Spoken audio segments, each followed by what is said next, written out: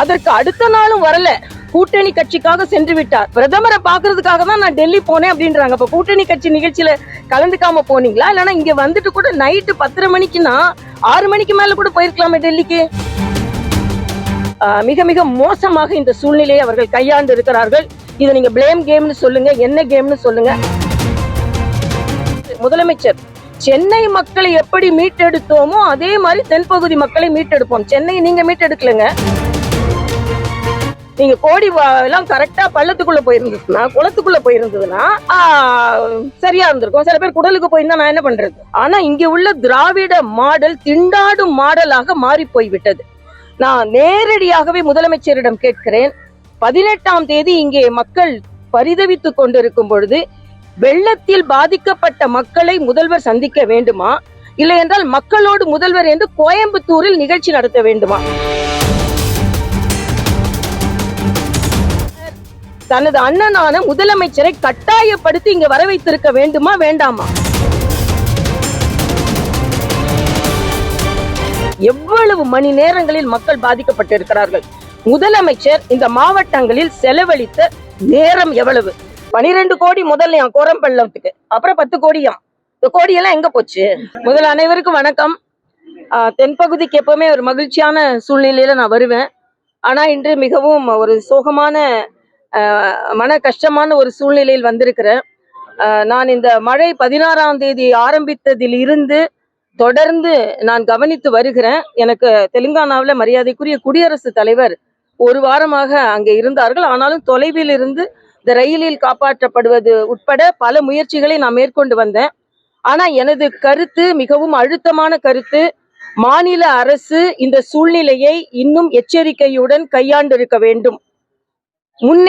முன்னெச்சரிக்கை நடவடிக்கைகளையும் முன்னேற்பாடு நடவடிக்கைகளையும் சரியாக எடுத்திருக்க வேண்டும். 16ஆம் தேதியே மழை ஆரம்பித்து விட்டது. இதுல வானிலை மையத்தை குறை சொல்கிறார்கள். சென்னையில ஒரு அனுபவம் இருக்கிறது. சென்னை அனுபவத்தை வைத்தாவது இப்பொழுது எல்லா இடங்களிலும் சொல்வதை விட அதிகமாக மழை பெய்கிறது என்பதை மனதில் வைத்துக் கொண்டு இங்கே முன்னெச்சரிக்கை நடவடிக்கைகளை மேற்கொண்டிருக்க வேண்டும். குஜராத்ல புயல் மழை வருகிறது என்றவுடன் ஏறக்குறைய 1 லட்சம் பேர் தாழ்வான பகுதியில் இருந்து அப்புறப்படுத்தப்பட்டார்கள். ஒடிசால ஃபைனி புயல் வரும் பொழுது 10 லட்சம் பேர், 1 மில்லியன் பேரை அப்புறப்படுத்தி zero casualty Orissa model of disaster management என்று அறிவித்தார்கள். ஆனா இங்க உள்ள திராவிட மாடல் திண்டாடும் மாடலாக மாறி போய்விட்டது. நான் நேரடியாகவே முதலமைச்சரிடம் கேட்கிறேன். 18ஆம் தேதி இங்கே மக்கள் பரிதவித்துக் கொண்டிருக்கும் பொழுது வெள்ளத்தில் பாதிக்கப்பட்ட மக்களை முதல்வர் சந்திக்க வேண்டுமா, இல்லை என்றால் மக்களோடு முதல்வர் என்று கோயம்புத்தூரில் நிகழ்ச்சி நடத்த வேண்டுமா? அதற்கு அடுத்த நாளும் வரல. கூட்டணி கட்சிக்காக சென்று விட்டார். பிரதமரை பாக்குறதுக்காக தான் நான் டெல்லி போனேன் அப்படின்றாங்க. அப்ப கூட்டணி கட்சி நிகழ்ச்சியில கலந்துக்காம போனீங்களா? இல்லைன்னா இங்க வந்துட்டு கூட நைட்டு 10:30 மணிக்குன்னா 6 மணிக்கு மேல கூட போயிருக்கலாமே டெல்லிக்கு. காலையில ஏன் போனீங்க? ஆக எல்லாமே விளம்பரம். இன்னொன்று, மறுபடியும் இந்த ஆட்சியை சார்ந்தவர்கள் ஒன்று சொல்கிறார்கள். மாற்றாந்தாய் மனப்பான்மையோடு மத்திய அரசு நடைபெற்றுக் கொண்டிருக்கிறது. நேரடியாக குற்றம் சாட்டுகிறேன். தென் பகுதிகளில், தென் மாவட்டங்களை மாற்றாந்தாய் மனப்பான்மையோடு இந்த தமிழக அரசு நடத்துகிறது. ஏனென்றால் 18ஆம் தேதி 17ஆம் தேதி மாலை 4 மணி நேரத்திற்குள் எல்லோரையும் அப்புறப்படுத்துங்கள் என்று கலெக்டர் தொலைபேசியில் தொடர்பு கொள்கிறார். நான் இப்ப கேட்டேன், எந்த இடத்துக்கு கூட்டிட்டு போன, எப்படி சாப்பாடு போன்றதுல பின்னால பாத்துக்கலாம், எல்லாரையும் அப்புறப்படுத்துங்க. எங்க அப்புறப்படுத்துவீங்க? என்ன ஏற்பாடு? டிசாஸ்டர் மேனேஜ்மெண்ட்டுக்கு 4-5 நாளாக எச்சரிக்கை வரும்போது என்ன கூட்டம் நடத்தினீர்கள்? இங்கே உள்ள பாராளுமன்ற உறுப்பினர் தனது அண்ணனான முதலமைச்சரை கட்டாயப்படுத்தி இங்க வர வைத்திருக்க வேண்டுமா வேண்டாமா? வந்ததுக்கு அப்புறம் நான் அவங்க கூட நிக்கிறேன்றதை விட வருவதற்கு முன்னால் என்ன முன்னெச்சரிக்கை நடவடிக்கைகளை மேற்கொண்டீர்கள் என்பதுதான் எனது கேள்வி. இன்னொன்று, இங்கே உள்ள ஆறு குளங்கள் எதையுமே தூர்வாரப்படாமல், இன்னும் சொல்ல போனா பல இடங்களில, நான் இப்ப கேட்கும் போது நான் தொடர்ந்து மக்கள்கிட்ட கேட்டுக்கிட்டு தான் இருந்தேன். அதுல அவங்க பக்கல் ஓடைய ஒழுங்கா குறுகாம இருந்திருந்தா இன்னைக்கு பிரச்சனை இல்லை. அதே மாதிரி 48ஆம் கால்வாய கண்வாய ஒழுங்கா மதுகுகளை நீங்க சரியான நேரத்துல திறந்திருந்தீங்கன்னா பல இடங்கள் மூழ்கி இருக்காது. கோரம்பள்ளத்தை நீங்க சரியாக நிர்வகித்திருந்தீர்கள்னா அங்கேயும் பிரச்சனை வந்திருக்காது. இன்னைக்கு கோட்டையன் தோப்புன்ற இடத்துல இன்னைக்கு கூட தண்ணி நிற்குது என்று சகோதரர்கள் சொல்லி கொண்டிருக்கிறார்கள். குமரிக்காடு இன்னும் காடாக வெள்ளக்காடாக காட்சி அளித்துக் கொண்டிருக்கிறது. ஆக இதையெல்லாம் எதையுமே அவங்க சிந்திக்காம, மழை வந்தால் இங்க பல ஆண்டுகள் மழை இல்லாமல் மழை வந்திருக்கிறது. இந்த மழை நீரை சேமிப்பதற்கோ வருங்காலத்துல விவசாயிகளுக்கு பயன்படுத்துவதற்கோ என்ன முயற்சி மேற்கொண்டீர்கள்? ஆக இது அப்பட்டமாக இன்னும் மத்திய அரசை குறை சொல்லிக் கொண்டே இருக்கிறீர்கள். மாநில அரசு தனது நடவடிக்கைகளில் என்ன செய்தீர்கள் என்பதை இன்னொன்று, எவ்வளவு மணி நேரங்களில் மக்கள் பாதிக்கப்பட்டிருக்கிறார்கள். முதலமைச்சர் இந்த மாவட்டங்களில் செலவழித்த நேரம் எவ்வளவு மணி நேரம் இந்த மாவட்டங்களில் செலவழித்தார், எவ்வளவு இடங்களுக்கு சென்றிருக்கிறார். ஆக முதலமைச்சர் ஒரு நேரம் ஒரு இடத்திலிருந்து நிவாரண பொருட்களை கொடுப்பது முதலமைச்சரின் வேலை இல்ல. முதலமைச்சர் அவர்கள் இங்க எத்தனை மணி நேரம் செலவழித்தார் என்று மக்களிடம் நான் கேட்கிறேன்.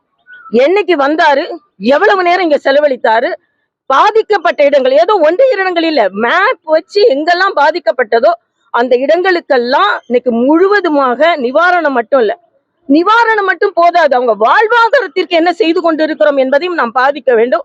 அதனால என்னை பொறுத்த மட்டில் மிக மிக மோசமாக இந்த சூழ்நிலையை அவர்கள் கையாண்டு இருக்கிறார்கள். இதை நீங்க பிளேம் கேம்னு சொல்லுங்க, என்ன கேம்னு சொல்லுங்க. ஆனா என்னை பொறுத்த மட்டில் மாநில அரசு, இன்னைக்கு நான் மற்ற மாநிலங்களை பற்றி ஒரு உதாரணம் சொன்னேன்.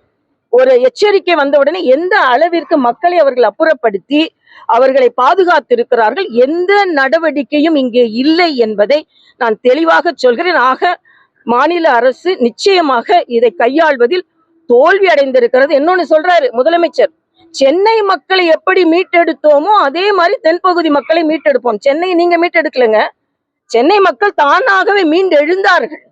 இங்கேயும் மக்கள் தானாகவே மீண்டு எழுந்து கொண்டு இருக்கிறார்கள். அதனால அவங்க தன்னம்பிக்கையில தானாக நம்பிக்கை வைத்து தன்னம்பிக்கையில மீண்டு எழுகிறார்களே தவிர அரசாங்கத்தின் உதவியினால் மீண்டெழுகவில்லை என்பதையும் நான் தெரிவித்துக் கொள்கிறேன்.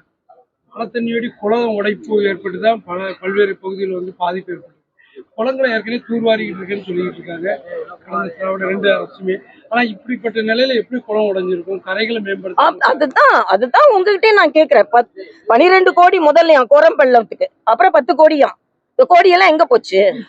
நீங்க கோடி எல்லாம் கரெக்டா பள்ளத்துக்குள்ள போயிருந்ததுன்னா, குளத்துக்குள்ள போயிருந்ததுன்னா சரியா இருந்திருக்கும். சில பேர் குடலுக்கு போயிருந்தா நான் என்ன பண்றது? ஆக குளத்துக்குள்ள உண்மையாகவே கோடி கோடியா நீங்க செஞ்சிருந்தீங்கன்னா இன்னைக்கு மக்கள், பல கோடி மக்கள் பாதிக்கப்பட மாட்டாங்க. அப்ப இதுவே நீங்க நான் சரியா கேள்வி கேட்கறீங்க, கேள்வி கேட்கப்படணும். நீங்க தூர்வாடுறேன்னு சொல்றீங்களே, யாரு வாடுறா? தூர் வாடுறீங்களா, நீங்க வாரிக்கிறீங்களா? இதுக்கெல்லாம் கேள்வி வரணும், ஒயிட் பேப்பர் வேணும். நீங்க என்ன பண்ணீங்க இது வரைக்கும்? தென்பகுதி மக்களுக்கு தொலைதூர நடவடிக்கைகள், தொலைநோக்கு நடவடிக்கைகள் என்ன எடுத்தீர்கள்? மழை வந்தா என்ன செய்யணும், மழை வரலன்னா நான் என்ன செய்ய போறேன்? ஆக இந்த திட்டமே தென்பகுதி மக்களுக்கு இல்லை என்பதை நான் தெரிவித்துக் கொள்கிறேன்.